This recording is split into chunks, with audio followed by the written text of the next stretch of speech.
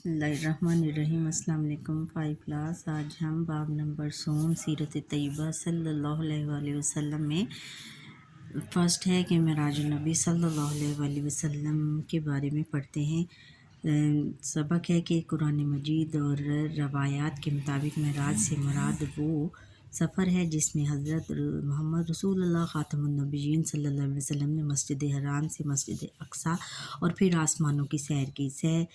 سفر معراج کے 2 حصے ہیں۔ پہلا حصہ بیت اللہ سے مسجد اقصیٰ تک کا سفر ہے جسے اسراء کہا جاتا ہے، جبکہ دوسرا حصہ بیت المقدس سے عرش معلیٰ تک کا سفر ہے جسے معراج کہتے ہیں۔ معراج کے معنی بلندی اور اسراء کے معنی ہیں چلنا یا سیر کرنا۔ ارشاد ربانی ہے، سبحان الذی اسری بعبدہ لیلا من المساجد الحرام الی المساجد الاقصی الذی بارکنا حولہ لنریہ من آیاتہ انہ هو السمیع البصیر۔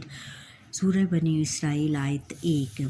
ترجمہ ہے کہ وہ ذات پاک ہے جو ایک رات اپنے بندے کو مسجد حرام یعنی خانہ کعبہ سے مسجد اقصیٰ یعنی بیت المقدس تک، جس کے ارد گرد ہم نے برکتیں رکھی ہیں، لے گیا تاکہ ہم اسے اپنی قدرت کی نشانیاں دکھائیں۔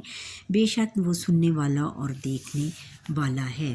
اور آگے ہے کہ نبی اکرم صلی اللہ علیہ وآلہ وسلم اپنے چچا حضرت ابو طالب اور زوجہ حضرت خدیجہ رضی اللہ تعالیٰ عنہ کے انتقال پر بہت افسردہ تھے۔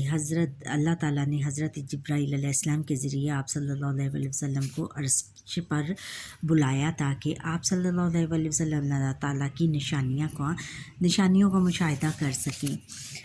ایک رات حضرت محمد رسول اللہ خاتم النبیین صلی اللہ علیہ وآلہ وسلم آرام فرما رہے تھے کہ حضرت جبرائیل علیہ السلام آپ صلی اللہ علیہ وآلہ وسلم کے پاس حاضر ہوئے اور آپ صلی اللہ علیہ وآلہ وسلم کے دل کو زمزم کے پانی سے دھویا۔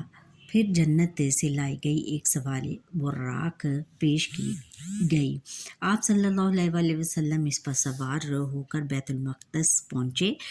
وہاں پر موجود تمام انبیاء کرام علیہ السلام نے آپ صلی اللہ علیہ وآلہ وسلم کی امامت میں نماز ادا کی۔ اس کے بعد آپ صلی اللہ علیہ وآلہ وسلم دوبارہ براق پر سوار ہوئے اور آسمانوں کی طرف سفر کیا۔ بیت المقدس کون سا ہے بیٹا؟ مسجد اقصیٰ کو بیت المقدس اس وقت کہتے تھے، بیت المقدس۔ آسمانوں پر آپ صلی اللہ علیہ وآلہ وسلم کی ملاقات درج ذیل انبیاء علیہم السلام سے ہوئی۔ پہلے آسمان پر حضرت آدم علیہ السلام سے ہوئی ملاقات، ان کی دوسرے آسمان پر حضرت یحییٰ علیہ السلام اور حضرت عیسیٰ علیہ السلام سے ہوئی، تیسرے آسمان پر حضرت یونس علیہ السلام سے ہوئی، چوتھے آسمان پر حضرت ادریس علیہ السلام، پانچویں آسمان پر حضرت ہارون علیہ السلام، چھٹے آسمان پر حضرت موسیٰ علیہ السلام، ساتویں آسمان پر حضرت ابراہیم علیہ السلام سے ہوئی۔ مزید جانیں کہ عرش کا مطلب تخت ہے۔ عرش معلیٰ سے مراد عرش الہی ہے جو آسمانوں سے اوپر ہے۔ ساتویں آسمان پر آپ صلی اللہ علیہ وسلم کے لیے بیت المعمور ظاہر کیا گیا۔ بیت المعمور عین خانہ کعبہ کے اوپر ہے۔ ہر روز 70,000 فرشتے بیت المعمور کا طواف کرتے ہیں، اور جو فرشتہ ایک بار طواف کر لیتا ہے پھر قیامت تک اس کی باری نہیں آئے گی۔ دیکھو بچوں قدر اس کا ثواب ہے۔ اس کے بعد آپ صلی اللہ علیہ وسلم سدرۃ المنتہا کی جانب سفر کیا۔ سدرۃ المنتہا 7ویں آسمان پر بیری کا ایک درخت ہے۔ اس مقام سے آگے فرشتے بھی نہیں جا سکتے۔ یہاں سے آپ صلی اللہ علیہ وآلہ وسلم نے عرش معلیٰ تک کا سفر اکیلے طے کیا۔ عرش معلیٰ پر آپ صلی اللہ علیہ وسلم کو اللہ تعالیٰ سے ملاقات کا شرف حاصل ہوا۔ اسی موقع پر 5 نمازوں کا تحفہ بھی دیا گیا۔ اللہ تعالیٰ سے ملاقات کے بعد آپ صلی اللہ علیہ وآلہ وسلم کو واپسی کے راستے میں جنت اور جہنم دکھائی گئی، یعنی ان کو جنت اور جہنم بھی دکھائی گئی، اور جن لوگوں کو جنت میں بہت اعلیٰ مقام دیے گئے ہیں وہ بھی دکھایا گیا، اور جہنم میں جو جو لوگوں نے اعمال کیے تھے ان کو جو سزائیں ملی تھیں وہ بھی ان کو ان کا نظارہ کروایا گیا۔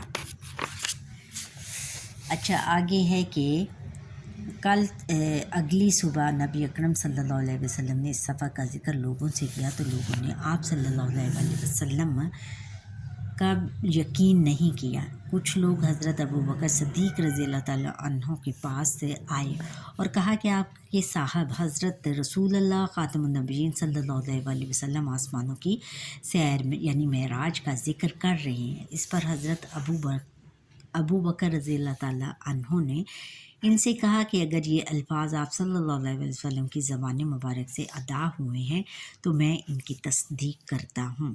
اسی لیے حضرت ابوبکر رضی اللہ تعالیٰ عنہ کو صدیق کہا جاتا ہے، یعنی انہوں نے اس کی تصدیق کی، اور تصدیق کرنے والے کو کیا کہتے ہیں؟ صدیق کہتے ہیں۔ معراج النبی صلی اللہ علیہ وسلم کا واقعہ آپ صلی اللہ علیہ وسلم کا بہت بڑا معجزہ تھا۔ اس واقعے سے ہمیں آپ صلی اللہ علیہ وسلم کی عظمت و بزرگی کا پتہ چلتا ہے۔ اس واقعے سے ہمیں یہ سبق ملتا ہے کہ وقت کا چلنا اور فاصلوں کا سمٹنا سب اللہ تعالیٰ کی قدرت سے ہے۔ اللہ تعالیٰ جب چاہے وقت کی رفتار روک لے اور زمین و آسمان کے فاصلوں کو اپنی قدرت سے سمیٹ دے۔ ہمیں نمازوں کے تحفے کی قدر کرنی چاہیے اور نماز کی باقاعدگی سے ادا کرنی چاہیے۔ نماز جو ہے باقاعدگی سے ادا کرنی چاہیے۔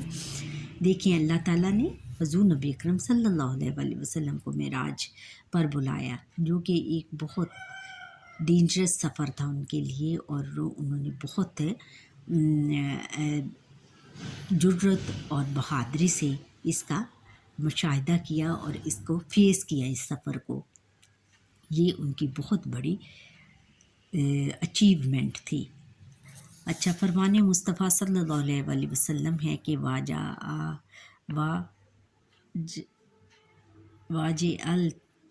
یعنی اس کا ترجمہ ہے اور میری آنکھوں کی ٹھنڈک نماز میں ہے۔ سنن نسائی کتاب عشرات النساء۔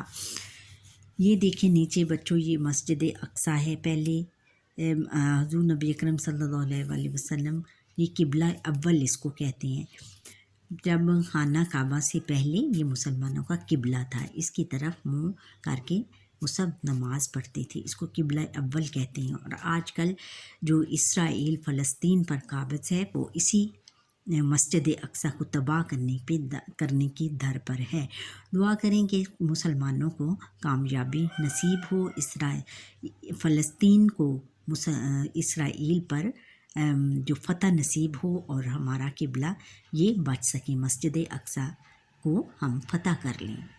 اچھا بچوں، یہاں پر یہ ہمارے آج کے لیسن کا وقت ختم ہوا۔ آپ مجھے لائک، سبسکرائب اور بیل آئیکن پر کلک کریں اور کمنٹ کرنا نہ بھولیے گا۔ اللہ حافظ۔